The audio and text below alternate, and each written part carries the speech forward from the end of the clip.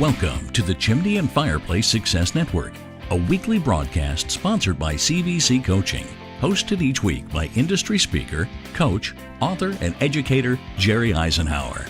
Our presentations are produced to assist business owners and managers in turning their business dreams into their business realities. And now, here's your host, Jerry Isenhour. Another episode of the Chimney and Fireplace Success Network, brought to you by CVC Coaching. And we invite you to take a look at our new online education platform. We call it Basecamp. So be sure and look it up. It's going to be part of the training system that you can use to take your people to the next level. So today, what are we going to talk about today? I've got a guest with me again, Sheryl Isenhour, who works with me at CVC Coaching. And today we're going to talk about probably the biggest challenge that faces business owners in 2018 and will continue into 2019. And that subject is hiring. So Sheryl, are you ready to go with this morning? I'm ready to go. Okay, so why do I have Sheryl here? Because Sheryl and Brandy, who are members of our CVC coaching team of coaches, have concentrated and drilled down on this problem. And what we've developed is what we call a 12-step hiring strategy that people can put into play. So that's what we're going to talk about today, is the 12 steps that you can use in your business for hiring, onboarding, and training. So Sheryl, you've opened up a new division to help people in hiring. So I'm going to throw some questions at you this morning in here. The first challenge we have is the right bait and marketing. So what do people need to do to market that they have job positions they need to be filled? You know, I think the biggest challenge here is the fact that the bait you use is tiny, tiny minnows. It's very limited. When you try on, let's say you're using Indeed, I'm going to pick that one out. Make your ad stand out amongst others, have a good title. I mean, if you're going to fish, get a big fish and a hook. Okay, so what's the bait that's drawing people's interest today? What's some of those key words? A lot of the key words are benefits, as most people like to see. Paid training, they like to see that one. Culture, right now I'm seeing that a lot, is the wordage of some culture in there, because we're looking at a new market than what we did when we were young. Okay, and you just mentioned culture. So step 2 of the process is where you do a cultural assessment questionnaire to the prospect. So let's talk a little bit, what is in the cultural questionnaire that we're asking, and what's the purpose of the cultural questionnaire?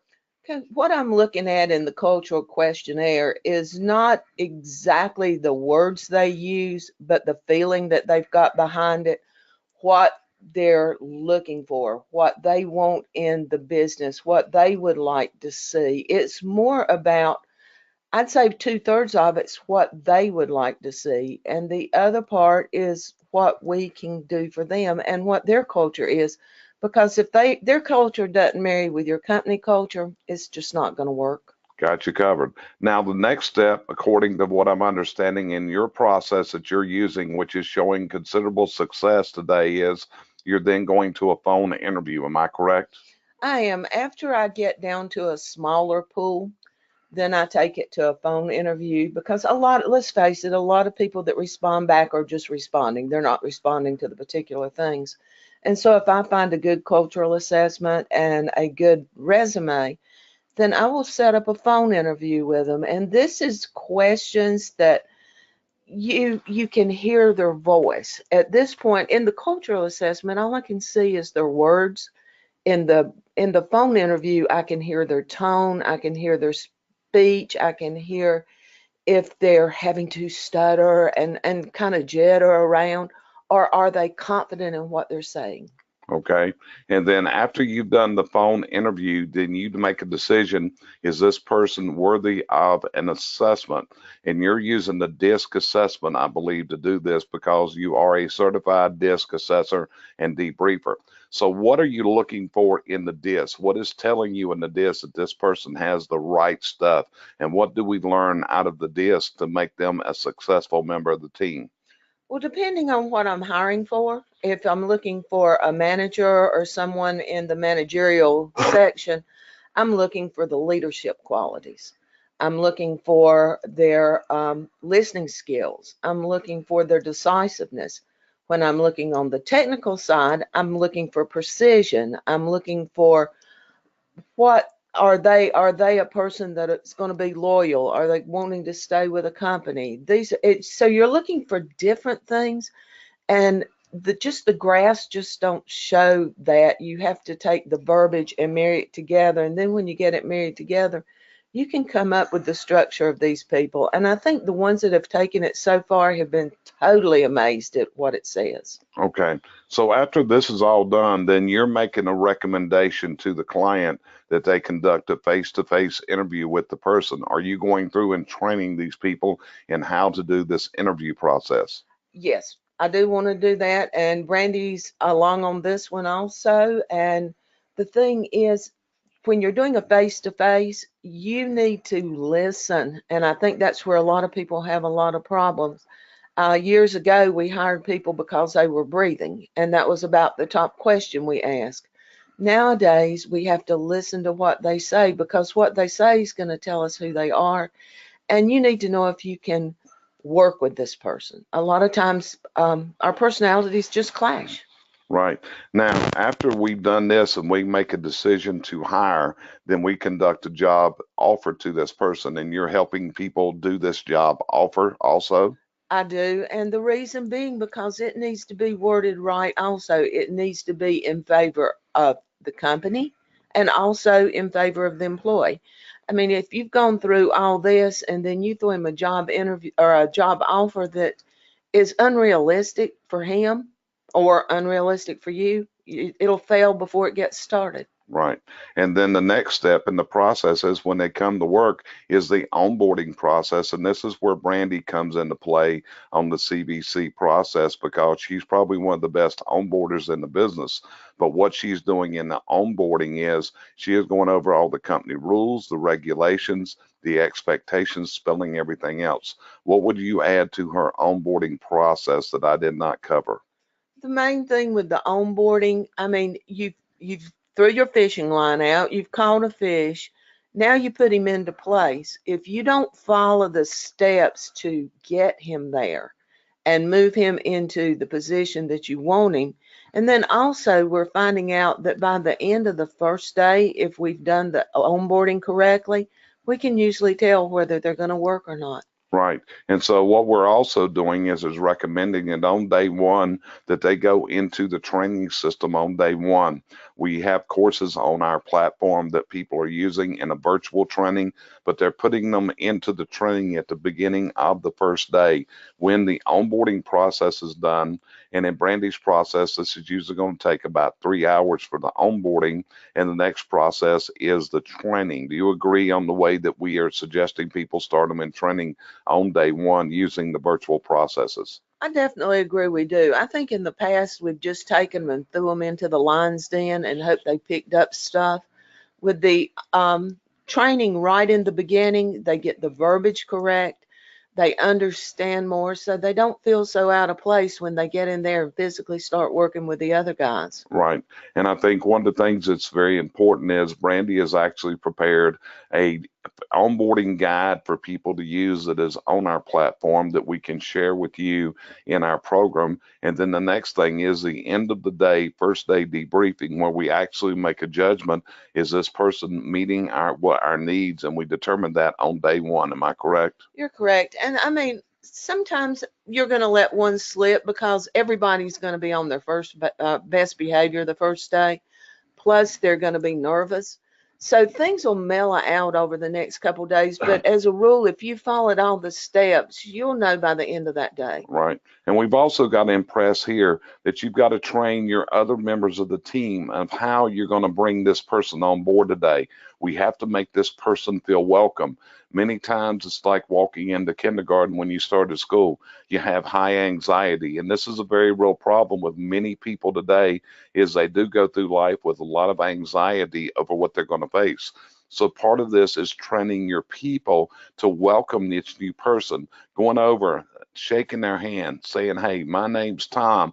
I'm really looking forward to you being here and like to know how we can help you in this. What would you suggest that other people can do to make a new team member feel welcome? Because this is a very important part of the process.